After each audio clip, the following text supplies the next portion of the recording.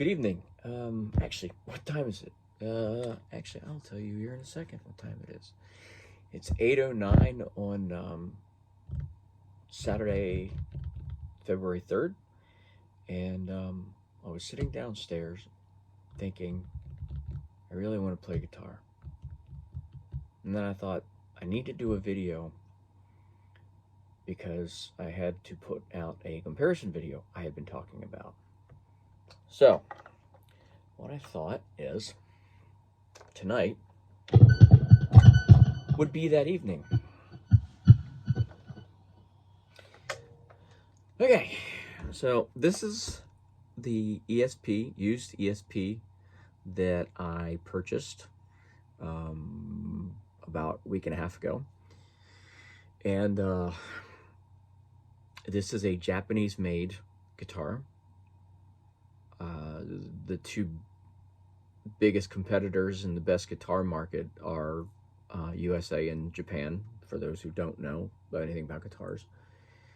ESP is pretty much top of the heap when it comes to mainstream guitars. There's a constant peeing contest between ESP and Ibanez and all the other guitar manufacturers that make fast guitars for rock. And so this is a partially handmade guitar, some machine, some hand. It's the finish is I forget, aquamarine floor, I think. The back of the guitar is all black. The neck is painted. There's some issues with painted necks. Your hand drags if you have any moisture on your hand. So a lot of guitarists prefer a satin or even a sanded finish on the back of the neck so you don't hang. That's for really fast players. It doesn't affect me because I'm not fast. This is a 7-string guitar, has active EMG pickups. For those who don't know, active means that it's battery powered. Battery containers right here, a little 9-volt battery. Actually, EMGs will go 9-volt to 24-volt. So if you do 24-volt, it actually pushes the pickups a little bit harder, creating electromagnets. And anyway, so EMGs are for metal, for hard rock and metal. So anyway, this guitar is a very, very, very, very, very nice guitar. Original cost was $2,799, $2,800. It's still being manufactured today, but it is back ordered. They're like chicken's lips right now, and I don't know when the last time y'all sold chicken's lips, but man, they are few and far between. This has a Floyd Rose, so I can dive bomb the hell out of this thing. The neck is an interesting thing. It's an ultra flat U, so the curve, it's a very, very, very, very substantially wide neck. The neck is formidable. It's a very wide, very flat neck. I've got midget boxer's fingers, and I can still touch my thumb at the 14th fret, 15th fret. I can still touch my fingers together. I can touch my fingers together at the 17th fret. It's not crazy wide, but it's still pretty wide. It's 2 inches at the nut, 1.991. So it's 2 inches at the nut, which is pretty friggin' wide. Has locking tuners. This thing plays very, very well. So, actually, you want to see something funny? So, this is Earl the dead cat. Um, when when I'm playing, you don't see this, but Earl is actually laying over my leg, and my guitar corner is actually resting on Earl's back. Earl's dead, so he doesn't care. The story behind this is my dad, who passed in 21. He he was not a cat fan at all. I'm not either, but he really was not a cat fan. So one Father's Day, I got him Earl the dead cat, and it sat on the back of his chair until he passed away. Um, so yeah, this this is actually really cool. Anyway, um, sorry, I got caught up there. So that is my ESP.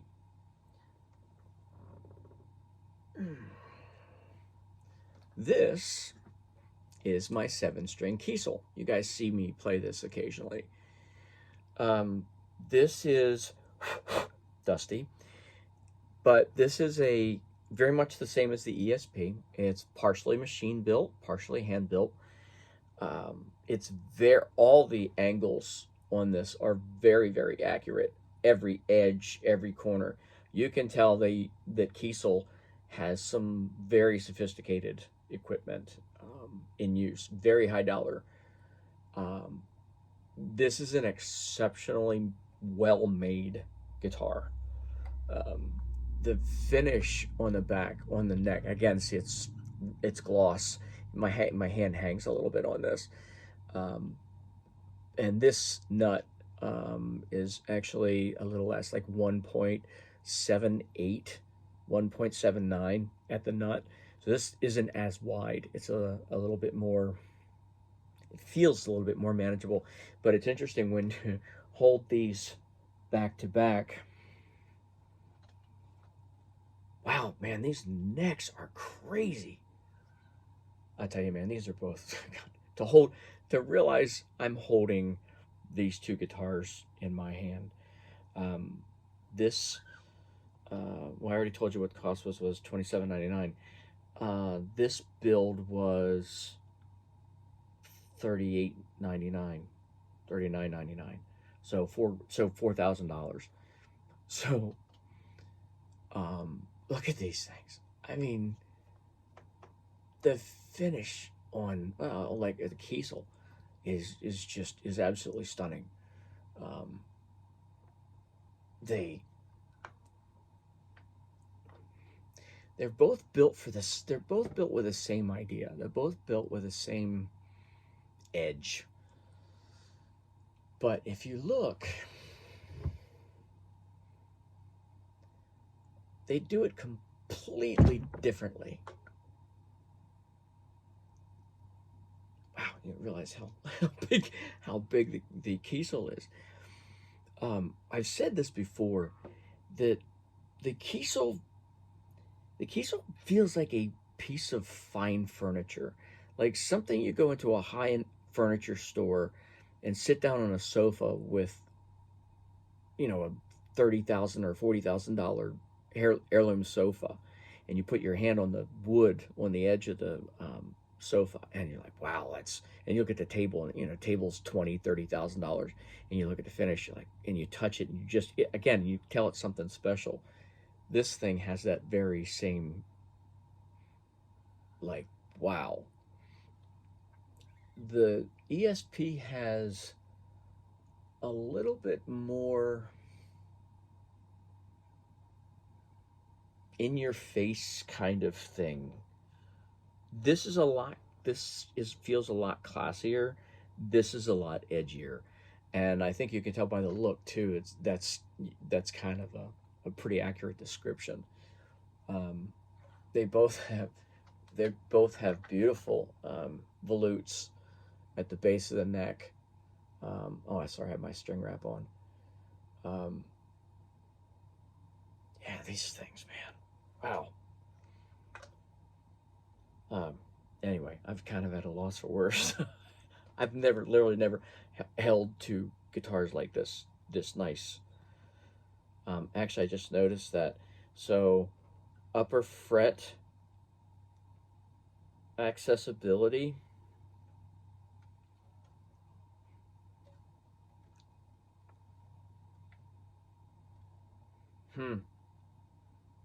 Actually, I can't believe this. The Kiesel actually has better access to the upper frets than the ESP does. Wow. I would not have expected that. Huh.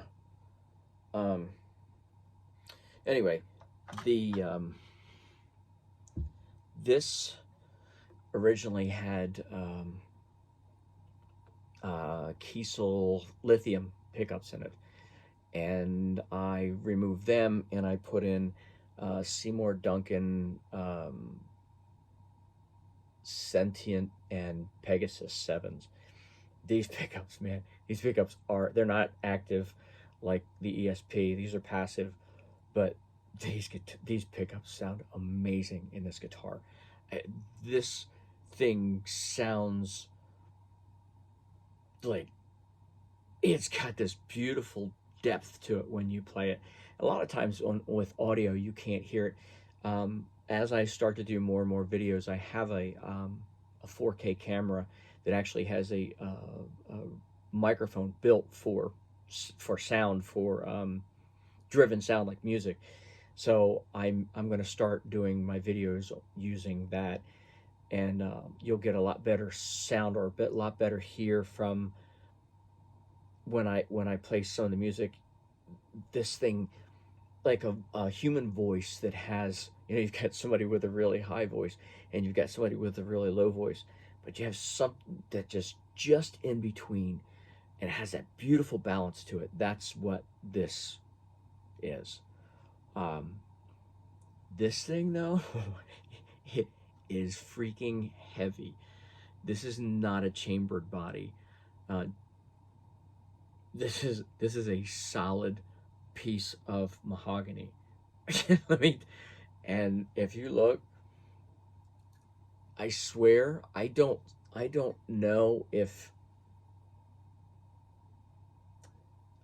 I'm pretty sure. So these wings, this is what's called a neck through.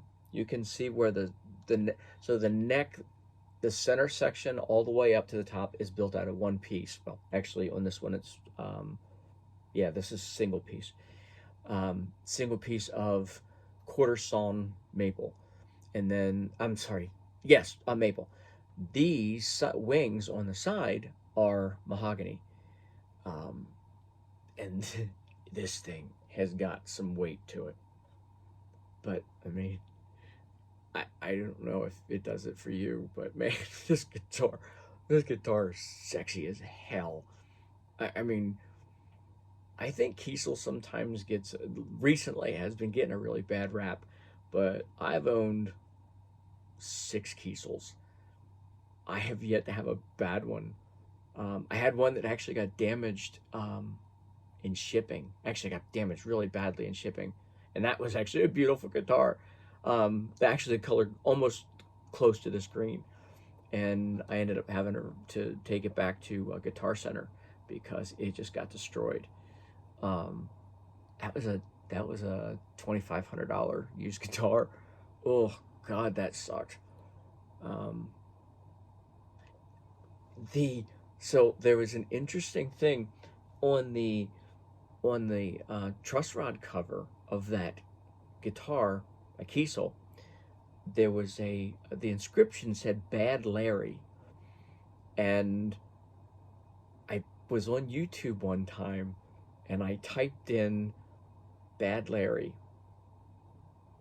and oh my God, the guy that actually bought that guitar originally had put a video on YouTube, one video with that guitar, and it was his name on YouTube was Bad Larry, and it was inscribed on so it was his guitar. I thought, wow, that was really cool.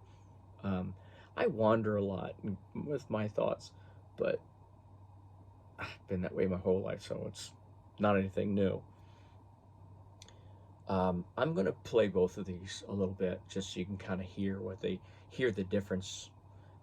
All the settings are All settings on the guitars will be the same. I'm running into a Fractal FM9 out of a pair of Adams Audio 7-inch studio monitors that are hanging on my wall. So that's where all my sound comes from. It's not running through an amplifier.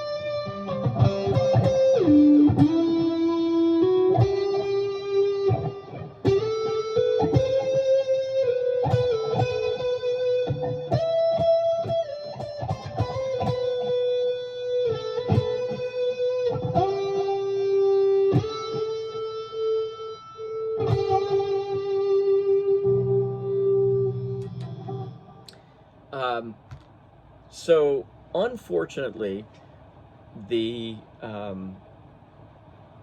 pickups that this guitar had in it are not in here. Somebody took out the good pickups and put cheaper pickups in here. They don't sound bad, but in the EMG world, this is kind of one of those very lifeless sounding pickups. Not a lot of people like active pickups, EMGs. Now, I recently got a guitar that has Fishman fluences in it. I actually did a video of that. And I've never heard a more pure sounding pickup. It's it almost sounds too unreal, you know, like it doesn't, it creates this wild sound. Anyway, it's the modern set. It was the Alnico 2 neck pickup and the ceramic bridge. Either pickup sounds phenomenal. I kind of bounce around with Andy James tones, Steve Vai, Joe Satriani, that kind of stuff. So that was actually a replica of one of Joe Satriani's setups that I was playing through just now. That's actually one of my favorites. So anyway, I think I just overran that, and the problem was you forget what this one sounds like, right?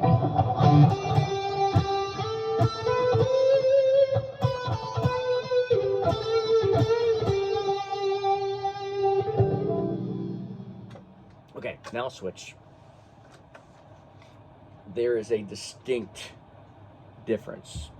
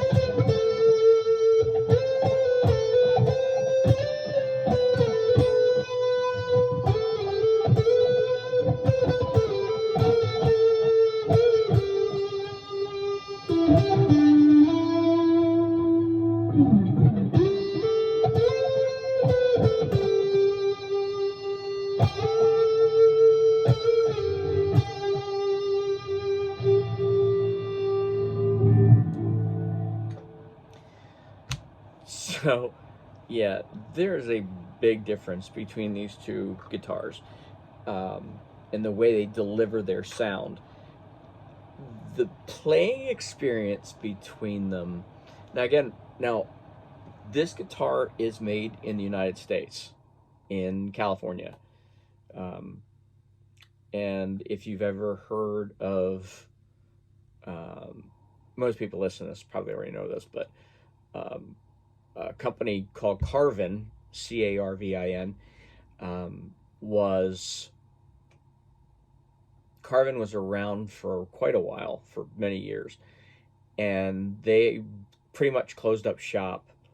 And they were guitar makers. They made amplifiers, and when they closed up shop, they the son, Jeff Kiesel, started Kiesel Guitars, which basically a continuation of Carvin guitars, and he's done very, very, very, very well. If you ever want to see how many artists, there's a lot of Kiesel artists. Jeff has really been put himself in the forefront with the way those guys put the guitars together. I mean, they really do a fantastic job. Like I said, I think I've had 6, and every one of them has been just this one. This is the one I've kept the longest. I absolutely love this guitar. This is probably, arguably, my favorite guitar I've ever had.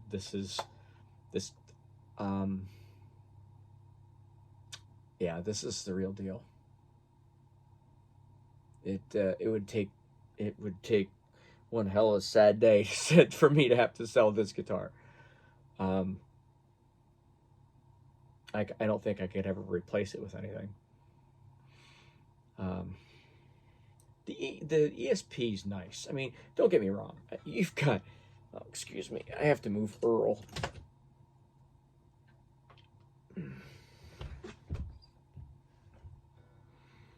I mean, there's no mistake. These are two very, very, very, very beautiful guitars. I mean, like I said, if you were to go with factory price, you're talking, there's $7,000 worth of guitars here. They're not worth, unfortunately, they're not worth anything near that now. But yeah, these things are really nice. Anyway, so that's the review. I was going to do I have 4 7-strings. I was going to do all 4. The other 2 are multi-scale guitars. I think I was going to group the 2 together. That way this video doesn't drone on and on and on, and with me in my monotone voice. Anyway, my very matter-of-fact voice. So that's my video for this time. There's so much I would love to be able for viewers to actually reach in and touch the guitars and see how they feel, because I mean, these things, if you ever get a chance to play a high-end ESP or a Kiesel, do yourself a favor and play them. Even if you own, just to buy one and to return it, just try it, because these things they're really, really good instruments. Anyway, that's my story, and I'm sticking to it. Anyway, hope you guys have a fantastic evening. See ya.